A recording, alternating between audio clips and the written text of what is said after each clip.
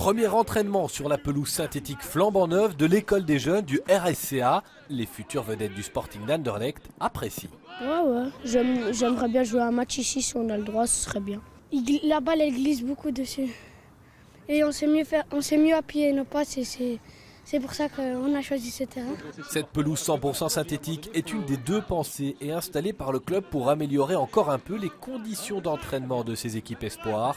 Un moyen de plus pour le club de conserver ses talents, trop souvent à ses yeux, attirés par de plus grands clubs européens. Quand on part en Angleterre, quand on va jouer à la Youth League à Arsenal ou à Chelsea, il y a 15 ou 16 terrains en herbe qui sont tous l'un aussi beaux que l'autre. Mais bon, avec des moyens et des budgets un peu plus restreints, on essaie de livrer du bon travail. Ce terrain synthétique va permettre, en toutes circonstances et certainement en hiver, de pouvoir s'entraîner sur des terrains qui sont aptes à la technique et au développement de nos jeunes. Donc, je crois que c'était un élément qui nous manquait et que nous avons aujourd'hui.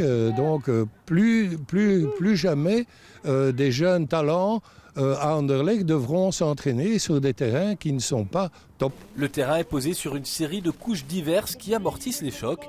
À bien y regarder, ce n'est pas qu'une question de confort. Partout sur le terrain, entre les brins de gazon synthétique, on retrouve ces petits grains bruns. Il s'agit en fait de bouchons de liège qui ont la propriété d'amortir les chocs et donc pour les joueurs d'éviter les blessures. Autre avantage du liège, il ne serait pas cancérigène alors qu'une étude dont les résultats sont attendus en janvier laisse entendre un risque à cause du caoutchouc présent sur de nombreux terrains ailleurs dans le pays.